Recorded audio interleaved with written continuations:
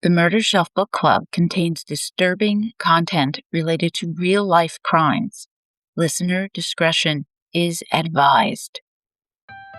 Darkcast Network. Welcome to the dark side of podcasting.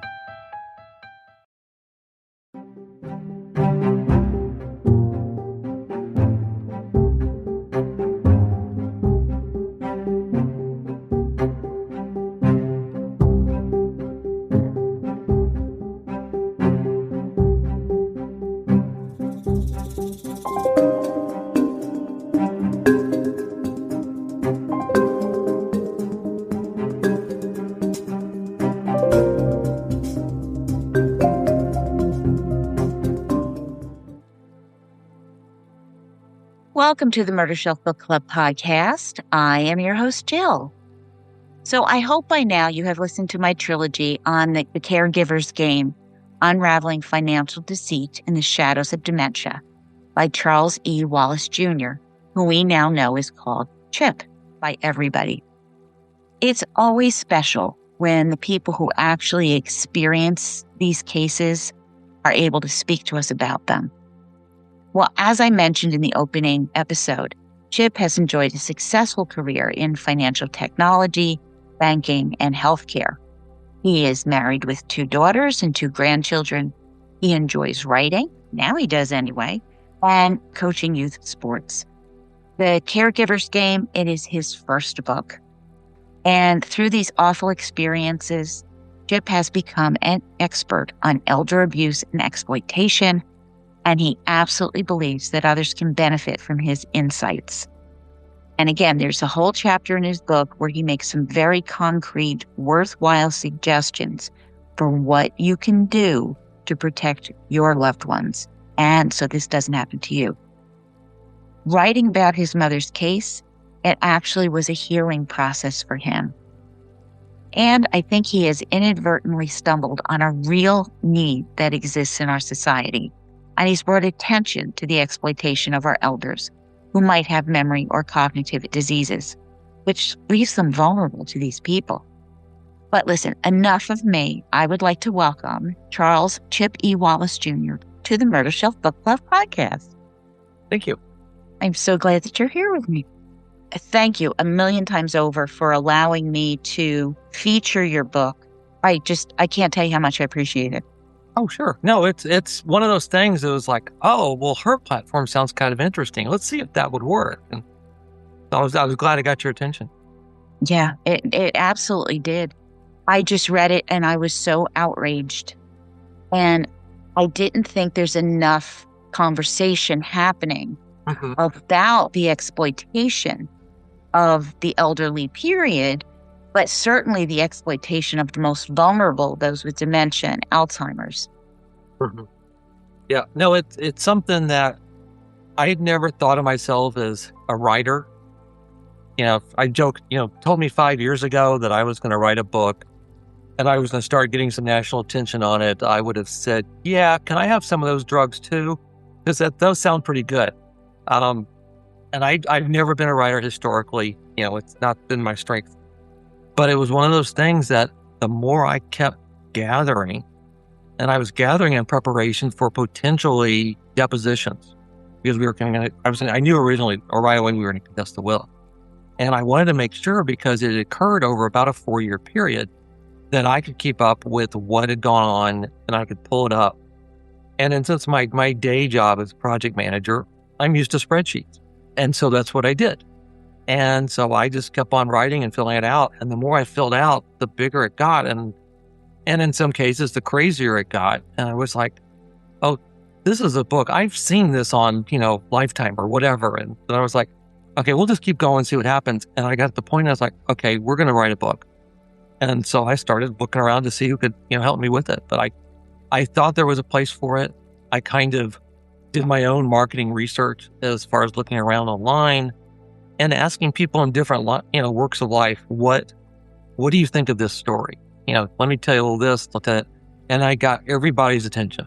And it didn't matter, white collar person at the grocery store, whatever. And I was like, okay, I think I got something.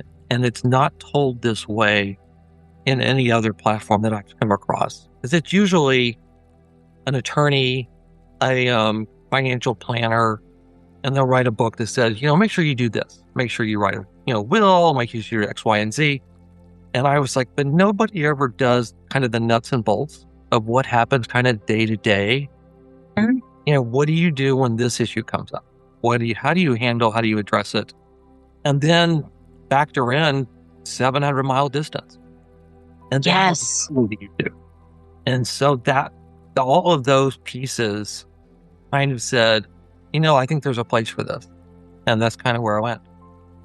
Thank you for taking the time to do that kind of research and to figure out that there's a hole in the narrative and it needed to be told this way.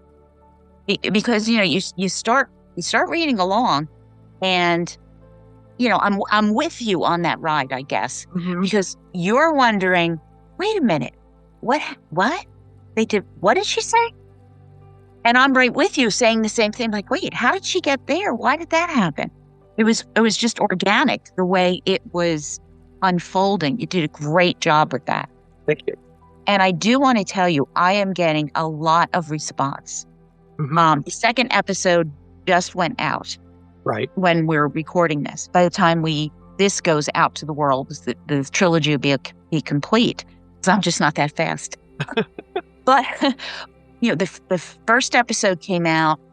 I got some posts on Facebook and people sending me a message on X and hey, this is my cousin's story. I see what's happening here. And this one dropped, and I've had like 15 messages already just today. It's been out since this morning, and that's that's a lot when you're considering this is not a book with a serial killer. There's not a murder. It's not that kind of true crime story. Yeah, I don't want to give it all away, but there's a conclusion. There are some legal things going on, but it's not a police investigation. And yet it is resonating in a true crime community because it can be anybody.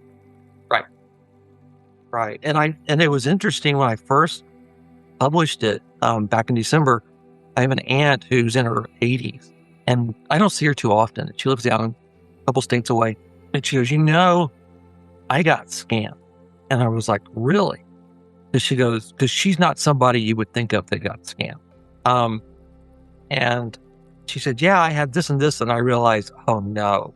It was luckily it wasn't for much. And it was kind of a thing, but it was one of those like, and it's one of the things, it's like, how do you can't protect everybody from everything. It's kind of like raising a kid. You can't protect everybody.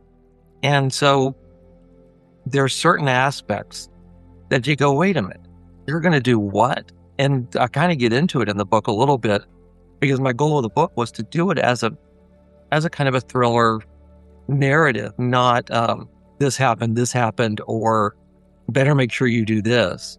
I wanted it more like a story, something that if you were to pick up, a Sue Grafton alphabet murder book, read something like that, where it would went pretty quickly, but you got the impact. And that was kind of the goal. Well, you succeeded beautifully. Thanks. I want you to know I have taken this to heart. We have done our power of attorneys.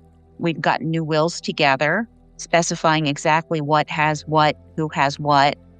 I'm looking into long-term care insurance just to make sure. I'm a little older than my husband, so God forbid something happens down the line. It was one of those things that you have to make sure you have a will. And it was like, oh no, we're doing this. Watch out for the long-term insurance because there's some folks that think you should do something else as far as investment. So there's different discussions on that. Yeah, we haven't done anything yet. We're just looking into it. I was asking some questions and, like anything else, insurance can be a scam too. So the thing is, we're having that conversation. Listen, that's terrible. I don't want to have that conversation. Right. What are we going to do if I lose my mind, if you lose your mind? And nobody does. And I've discovered that the people that end up having the biggest issues later on are the ones that were the most independent. They don't need to share because they've never had to share. Right. And so now you get to a point where like, well, now you kind of have to share. And they may not have the capacity to totally share. and you get into that dementia takes over, and they're combative, and they might strike out, and they might just say, take a hike. It was one of those discussions we had with somebody about even approaching guardianship, for example. And I don't think I discussed it much in the book. I may have hinted at it. And where the county where this occurred, apparently the judge that oversees the guardianship process is not someone that likes to approve them. And that can vary from county to county. And so we didn't approach it. And my probate attorney later said, actually, it's probably not a bad idea that it didn't work. He goes, because what happens is they end up getting mad at you, and then they write you totally out of the will. And then you're really out of the boat. And so you're kind of damned if you do, damned if you don't in some cases. So it's a hard decision. It's one of those things that if you can plan ahead and have the conversations, you kind of have to think about it. I'm getting close to that age where I'm like, okay, now I got to have a conversation. Yes, exactly. I just can't help thinking that if you are of sound mind, now's the time to say, hey, what do we do if you're not? Right. And you're not recognizing it. Mm-hmm. So I get that. I really do. It's not a fun conversation. But I do want to explore the story a little bit with you. Because like you said, you're 600-700 miles away. That's something else I think that very much resonates with so many people. Society has become so mobile. You take jobs, you move, and companies change course, and suddenly you're living states apart. It just was that added layer on top of everything else. And it was a big layer, because as I bring up in the story, there was a lady next door whose daughter was able to come in every day, even though the caregiver was there, by varying times. 10 o'clock in the morning today, tomorrow it's at 3, just so they never knew, and she was able to protect it. We didn't really have that opportunity unless we were to uproot ourselves and change our life to come down and do it, because my mother refused to move anywhere. We tried to get her to move up to where my sister was, for example, and she wouldn't do it and wouldn't come up where I was at. And so we were like, okay, well, hopefully the broker and the CPA and the folks around her will be able to play a role. Well, they'd been with her. Larry had been with her for 25, 30 years. Right. And the broker had been around the family since I was in high school. And that's what boggled my mind. I thought, when suddenly they said, oh, your mom said we were not supposed to give you guys any more information. And we're like, what? What does that mean? And that occurred in the summer there, just before we got kicked off the power of attorney. And he didn't question, that's odd. Right. Even if you're living in different states and you didn't always have the most harmonious relationship, because let me tell you, that is very real for many, many people out there too.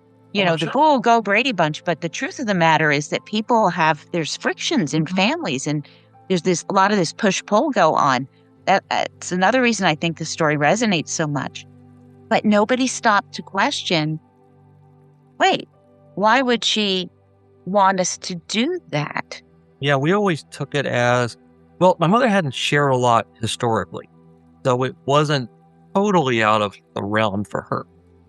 But the fact that we'd been asking questions, and a couple years earlier, the broker, it actually was the one that called my sister and said, hey, I think your mom's having some issues. She's starting to have some trouble with numbers. And that then fast forward to, now, she didn't want us to tell you guys anything. Yeah, it should have been a flag, but we took it as, he was still getting his fees. And so that was the way he was going to go. Yeah. And you were also very honest about, you did not understand the disease of dementia either. Right. We didn't know she was diagnosed with it. Right. We were under the impression that something else was going on.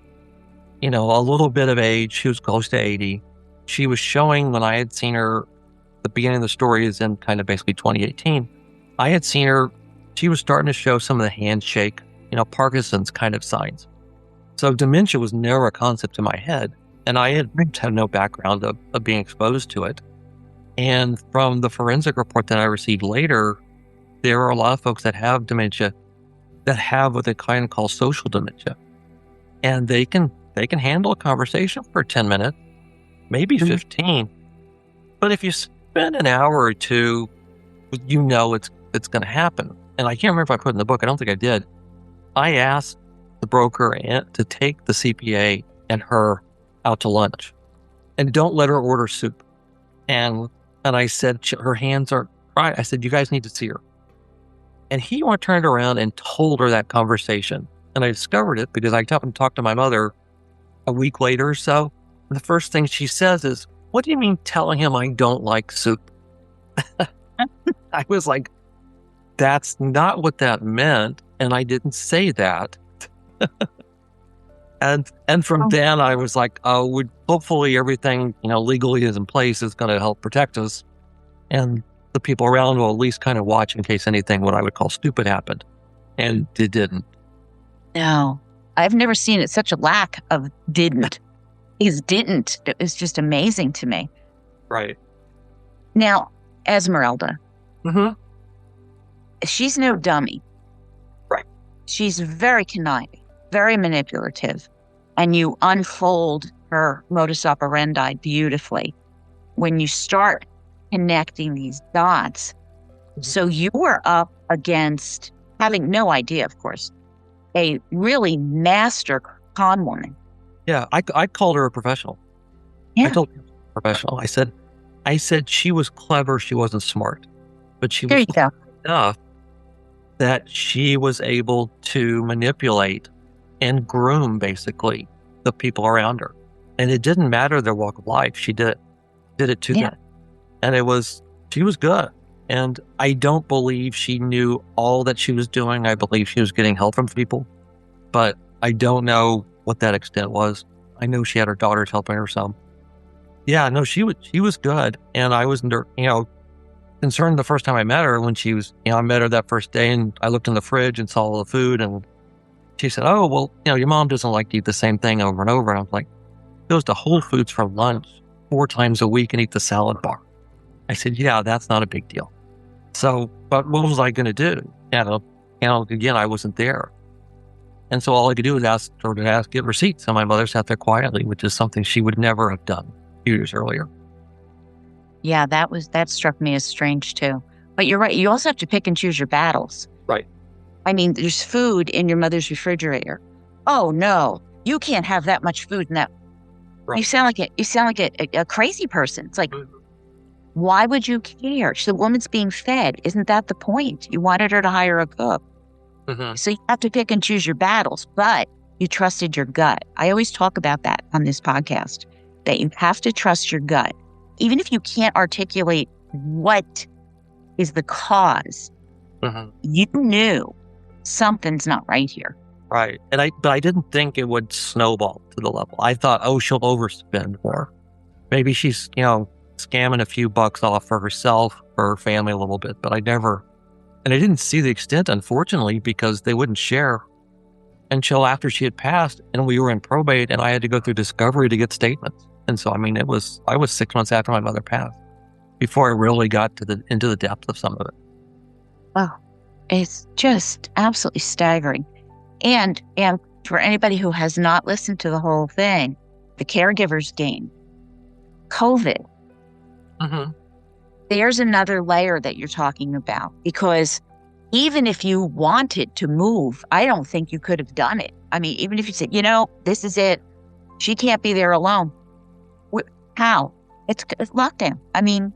Right. Yeah. And by then she was so ingrained, she'd been there for a year and a half with the caregiver that I couldn't have separated them if I had tried with a crowbar.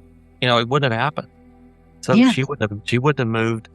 I couldn't have gotten her into an assisted living then if I wanted to. She wouldn't have done it. In fact, I still don't know how they got her into it. I think they lied. They exaggerated. They told her that these things had to be done. I'm speculating here, but she seemed the type of person that as she's gone through these clients of hers previously, she collects people who are useful to her. whether you're an attorney, a real estate agent, the plumber, Yeah. I mean, she's just going to collect these people. And of course, being very charming and, very concerned about, poor Joell, the toilet overflowed and, oh, yeah. And of course, you look later, you finally get some information on this. And no, it wasn't nearly as debilitating as made out to be. Yeah, to me, it was interesting. Part of the reason I wrote the book is I wanted to tell the story of all the things I did to look up what had happened.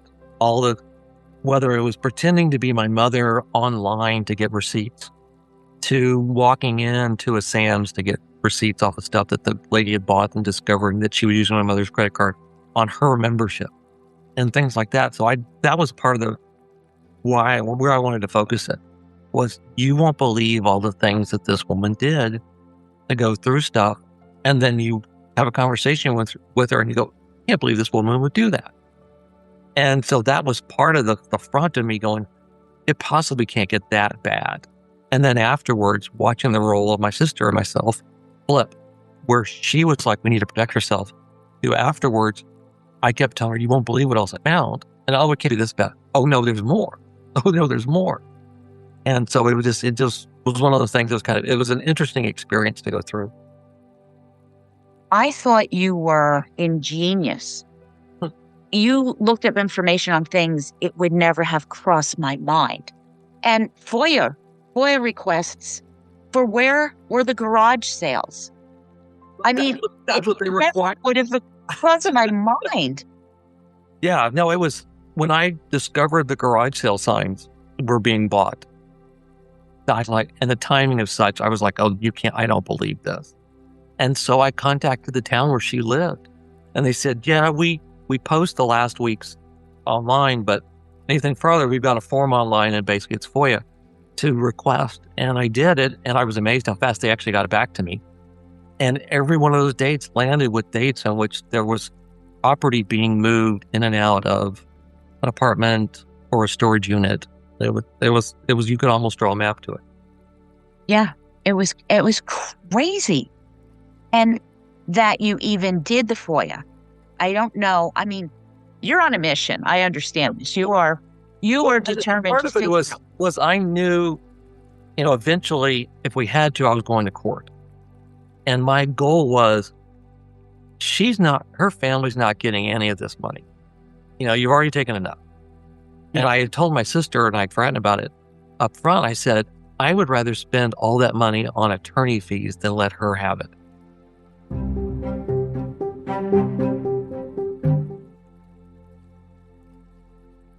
And I get that.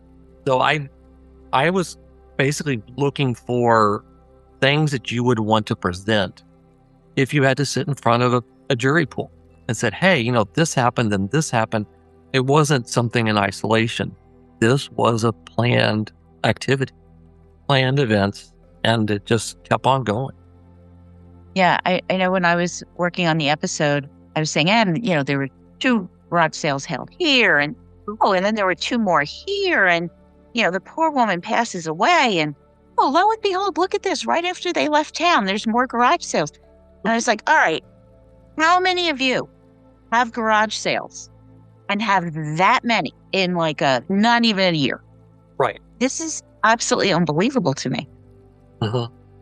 Well done. Are you getting your private investigator license because you're a natural? No, it's kind of funny. My grandmother and mother were both what you would call nosy, gossipy nosy. And so it rubbed off on me, I guess, because I wasn't the book smart folks that my sister and brother were. So I've always been a little extra nosy, and having quiet time, especially rolling out of COVID, and you have a little extra time to nose around. And it just kind of kept asking questions. And, was curious about this and go, well, wait a minute. If you did that, well, what happened to this? And just kind of kept on going. You look into the banking, you look into the credit cards. You spent some time talking about that banks' algorithms do not use age because that would be age discrimination and you can't do that. So the question that you raised was, well, how do you track elder abuse, elder fraud. Right. If you have no idea if the bank account or whatever account, brokerage account, is in a trust for an 18-year-old or a 92-year-old woman, how you do that. I mean, I think they have to change the law. Well, they can do some things before even getting into the law. And some of the banks are starting to scratch the surface a little bit of it. And what you can do is basically you're looking at not, is this transaction fraudulent or legitimate, but is this behavior the customer? And if you've got the customer's activity from the prior 15, 20 plus years, you've got enough data to say, well, these are the behaviors. Yeah, we can catch if they travel out of state. That's pretty normal. Maybe there's some velocity, how much spending you're making within a certain period of time. But you're looking really transactional. The behavior is, did this person's behavior change? Is this still the same customer from 3 years ago? Is this the same customer from 5 years ago? And it's one of those windows you don't want to look too close because you may be comparing to when the behavior has already changed by the fraudster. And so now you're comparing the fraudster's activity to the fraudster's activity, and no, it doesn't look like it's changed. So you got to make sure the window's big enough. But it's one of those areas that I think there's room, and you can look at it, and it's not, hey, bank, I need you to change your infrastructure. I need you to change your technology background, because they'll just send you out of the room. What I want to do is say, hey, ask one more question. You've got the transactions. Is this my customer still? And you can then do whatever, extra steps. And with the utilization of AI tools now, it's even faster. And so it's one of the steps. It's a baby step, but it's a step that you could potentially put as a layer to the approval or authorization process. In my case, it was interesting because both the credit cards being used were on the same bank. Most of the time, that's not going to happen. It's going to be separate. And I know there's technology tools that you can sign up for to then monitor, place, multiple institutions in one place. You still need to get the card holder, the account holder's permission to start doing that, which then becomes having a consent question with the person. But the data's there with the bank and with the institution. They should be able to provide dashboards, things that allow, at a minimum, the private banker to pull up an account, maybe gets a warning that says, hey, transactions are occurring. This may or may not look like the bank, regular customer that we're used to. Or at least something we can log in to look at my online account. I had taken, and I can't remember if I mentioned in the book, I had taken all her shopping credit card activity from 17 through 22, which is one of the primary bulk of the activity occurred, and I put it in a Tableau report and did it by year. And as you flip year to year, you see the shopping area just gradually grow, and it looks like a cancer metastasized. And that type of image, when you're looking at a statement, you're looking at line items and dollar amounts, and you go, oh, they usually spend $500 a month or $1,000 a month, whatever the customer's spending may be. And it doesn't really hit or register unless you map it out on a map and go, wait a minute, all that shopping used to be in this county or in this zip code or 2 zip codes, and now it's over 5 zip codes. And now it's over 6 zip codes. Okay, we now have a behavior change. Is this still our customer? And so it's something that even if the bank doesn't do it, the customers or the customers, consented adults or whoever it is that's helping them out, and observe it. The other one that I really want is an easy one is on the statements are credit card declines. The declines need to be permanently on the statement. Because what happens is when the declines occur, you get a text message. Is this you? Or an email. Is this you? Kind of questioning. But if you've got someone who's watching this person and they're observing devices or whatnot, they're hitting delete. Now you've got no history. And if you've got, say, someone helping you out paying bills and all that information's been deleted, they have no idea that this other world of activity is going on. And some people say, well, it's privacy. It's the cardholder's activity. Yeah. All you've got to do is put time, date, type of location, dollar amount, and maybe 2 pieces on there, and that's it. There's no assumption of why it was made or whatever. You're just looking, and if you get a decline on your statement once every 3 years, that's pretty normal. But Right. if you're getting 20 in 6 months, and they've in the past 15 years, they've only had 3, then we've got something going on. And again, it's another sign of we've got a behavior change. Exactly. Exactly. I think that's so important. But again, you have to be familiar enough with the client to recognize the change in the behavior. I mean, you don't have to sit there and say, okay, even if the customer's been there for just 2 years, you can see a behavioral change, because most people live in what I call their quadrant. And so you go to certain stores all the time, restaurants, whatnot. Occasionally you'll random on a Saturday, go a little farther.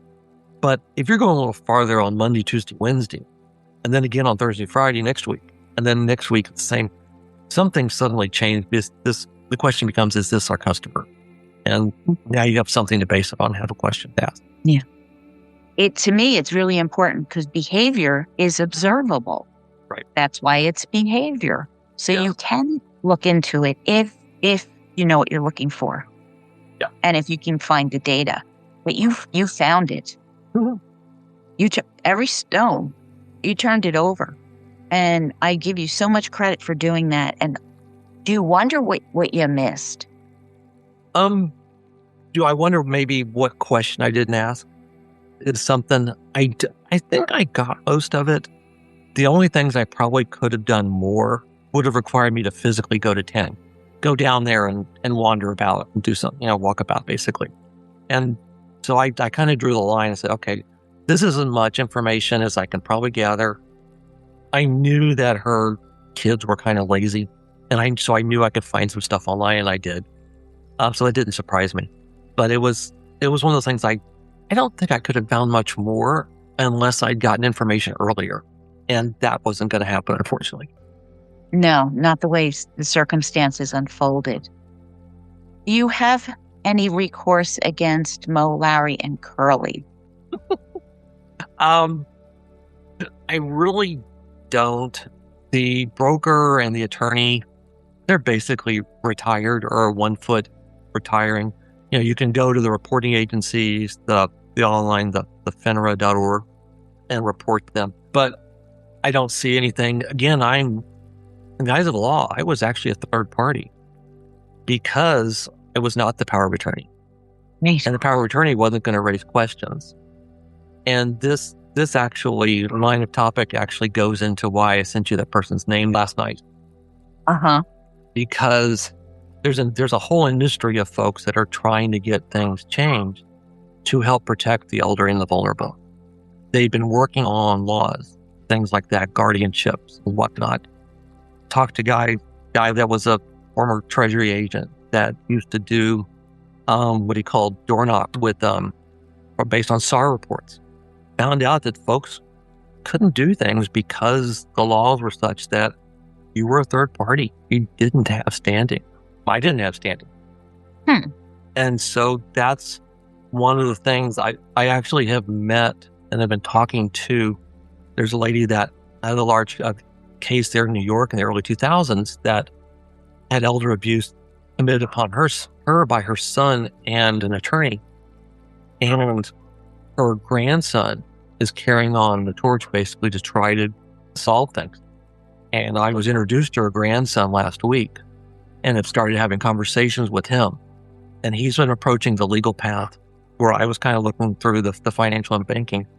And so we're kind of partnering up, and I've got a conversation with him later this week. We'll kind of see where else we can go. But it's kind of funny. This book may be kind of a missing piece in the story that all these folks have been trying to do over the last few years, as kind of a real case that answers the statement or questions that these folks have been bringing up, whether it's in front of a congressional hearing, or a city hall, wherever it is, to say, hey, these things are occurring. This is why things need to change. But they never turn around and said, here's proof. Yeah, you've got the proof because you laid it out. You connected the dots. You kept digging. I was with you as you were virtually driving down these roads out in the middle of Texas somewhere, going to such and such little town. And through the parking lot. I mean, I was right with you. I whipped out Google Maps and I started driving the routes that you were virtually driving. So I was doing that with you because it's real. This is tangible. Mm-hmm. It's something that needs to be addressed. And it wasn't something I thought I would be in a position to say, okay, we need to start having these kind of conversations. But yeah, and the timing is such because this month is, Elder Abuse Month.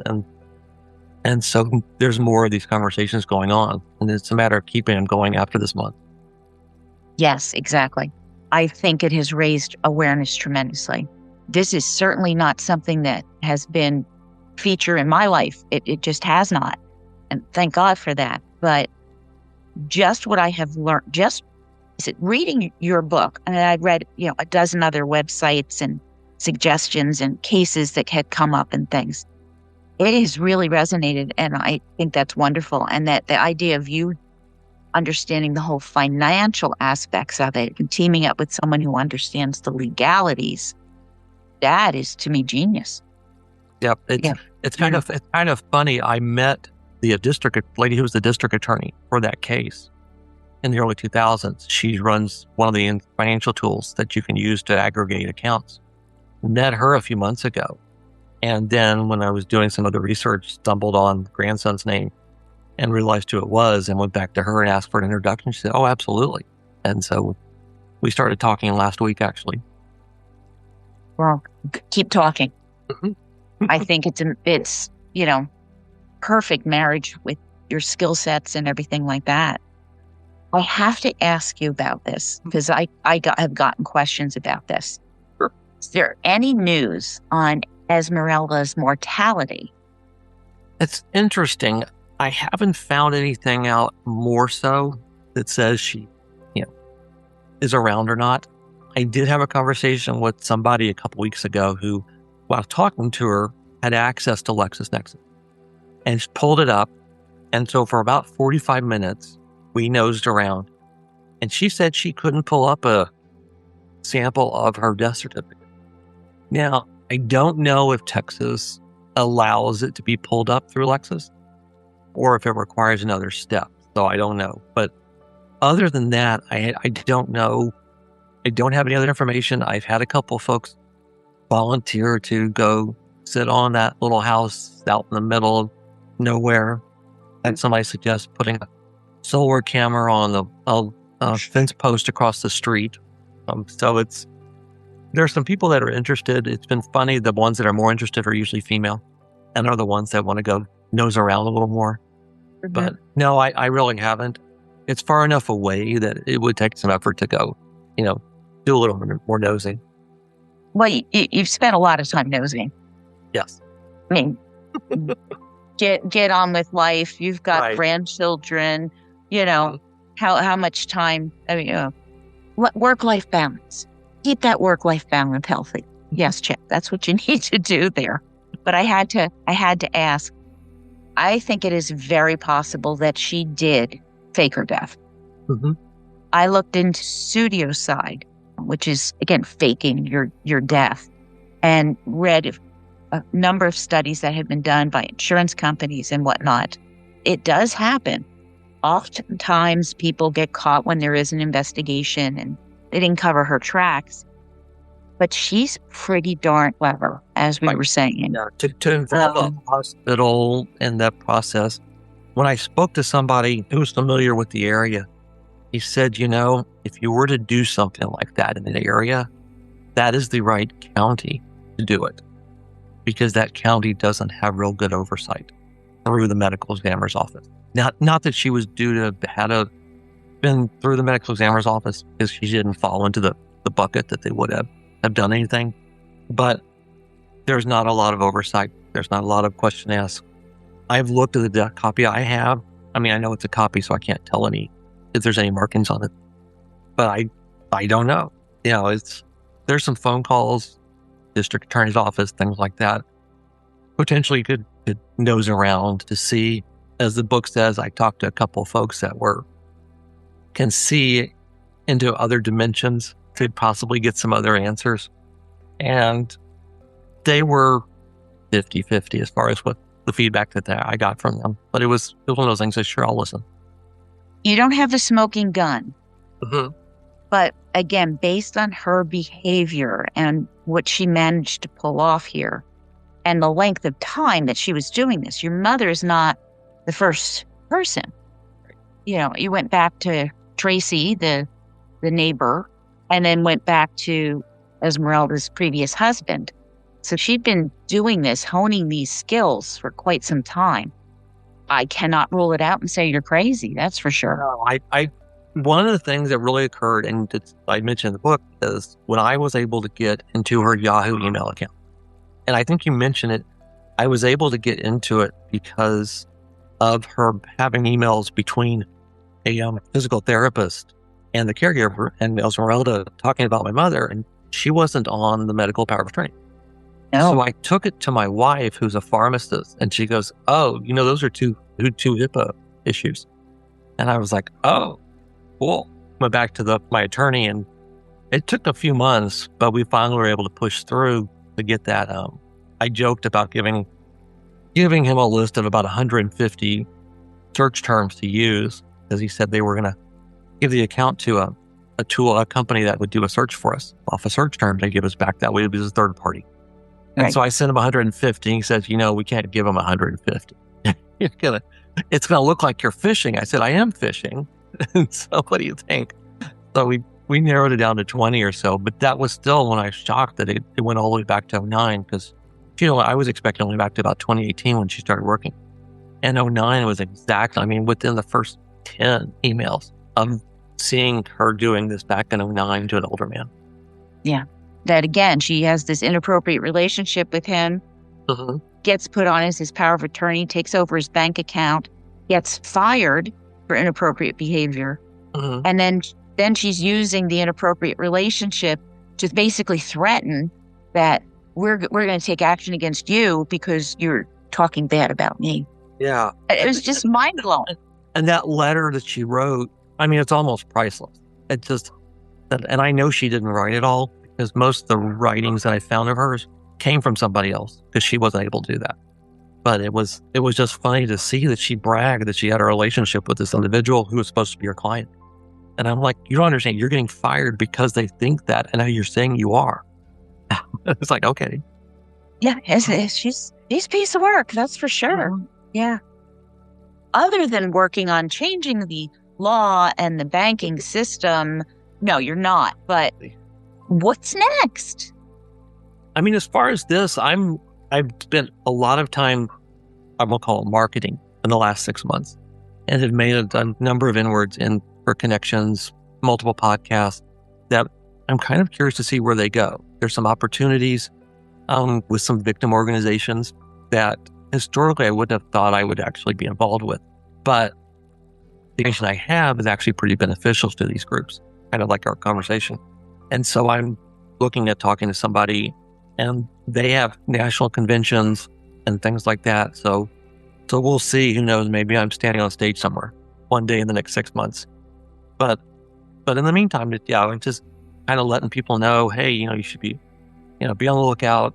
This is going on, and the banks may or may not be able to protect you. So you need to make sure you're covering yourself. Yeah, don't assume the institutions have your back here. Right. I don't want to make it sound like the institutions are diabolical. They're really not. Mm-hmm. They're just not looking at the right data. They're not asking the right question. Right. And part of it is based on the regulations.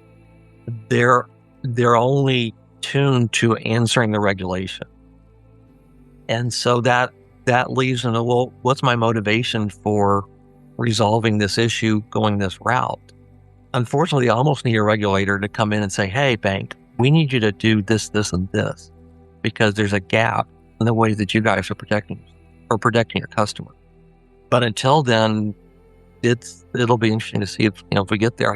Like I said, some banks, there's a story that was learned last weekend, the New York Times, on some banks bringing in a behavioral person to help with the call centers. The challenge is that's addressing the stranger person. That's the one that's, whether they're trying to bring your grandma in to do a $10,000 wire to Nigeria or whatever. Right. Those are the easy ones. And it was kind of funny in the story that they were bragging about this process. Somebody heard a customer come in, say they needed some cash. It was like $15,000. And somebody picked up and said, "Oh, well, what's it for?" And the customer said, "Oh, it's for some home repairs." And the story was bragging about the training of how getting their employees to prompt questions. And I kind of struggled because there were follow-up questions to that. And if they had asked the follow-up questions, that's when the customer would have fumbled. Yeah. Because the con is giving that customer a prompt. Tell them you're getting, it's for home repairs. But you know what? You start asking them for 2 or 3 details, and the customer's not that quick, usually. And so they would have gone, because you'd ask them, "Oh, what they repair? Well, what's the name of the repairman? Maybe I could use them too." And you would have gone down a path that they wouldn't be able to answer, and then you would have nosed it out. Some of that training is based on how good is the employee. Are they going to be the one that'll ask the question every time? And a lot of them will, but some of them may or may not, just because it's uncomfortable to ask. I agree with you. I'm glad you're sticking with this. But like I said, work-life balance. Make sure you save time for you and the family and everybody else while working and getting the word out to people.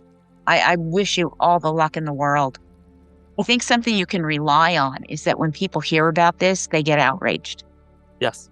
That was one of those things that when I was looking at it going, well, I know I've written it in the right manner because probably, 90% of the folks have that kind of, "Oh, that woman is just evil" kind of feeling.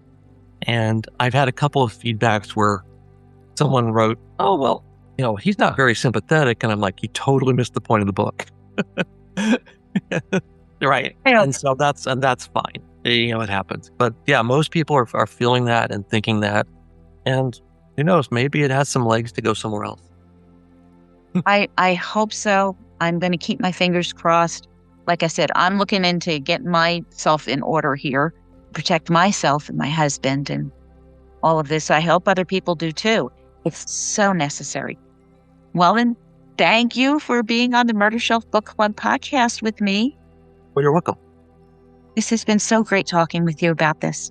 Oh, thank you. No, I've enjoyed it, and I'm glad you enjoyed the book. Yeah, very much so. I talked it up quite a bit. I was at CrimeCon out in Las Vegas, and you had sent me a couple copies of the book and some bookmarks. And anytime someone came up and they're like, "Oh, you're doing this case, this woman with dementia," I was like, "Yeah," listening a little bit. And I said, "I have something for you." And I pulled out the book, and they were like, eyes lit up.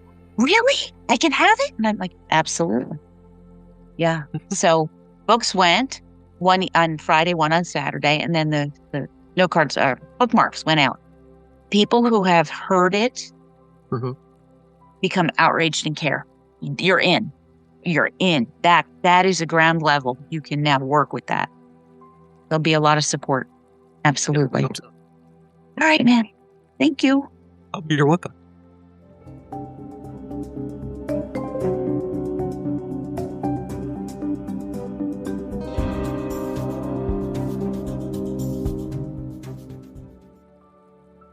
So, Murder Bookies, thank you for listening to my interview with Chip Wallace.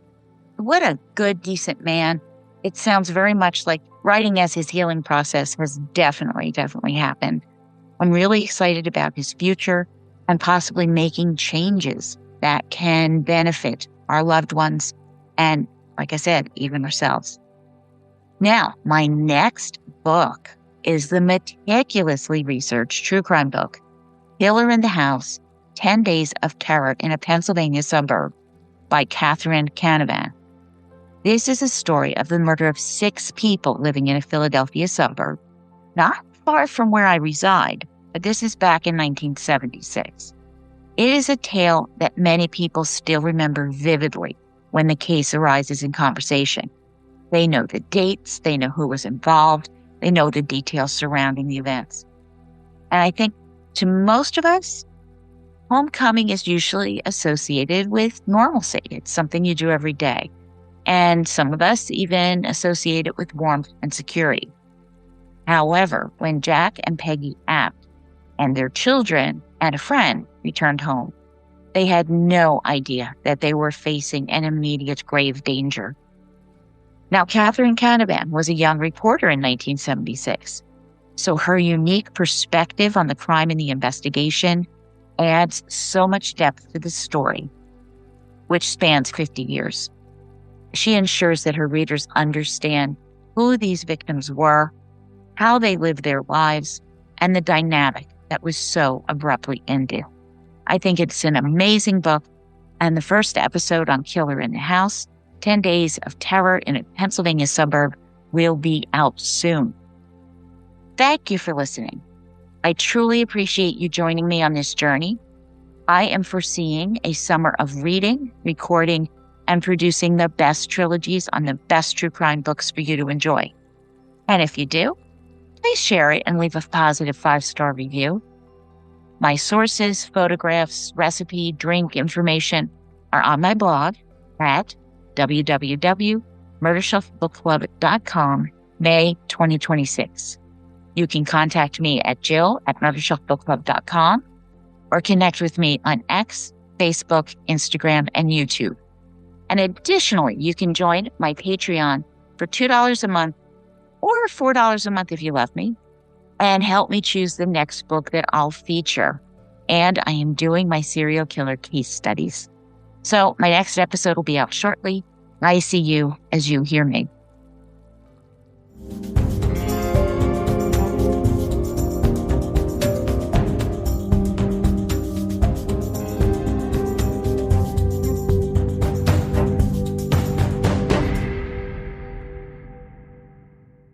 Written and produced by Jill, all rights reserved. Music, The Pewter Elephant by Blue Dot Sessions.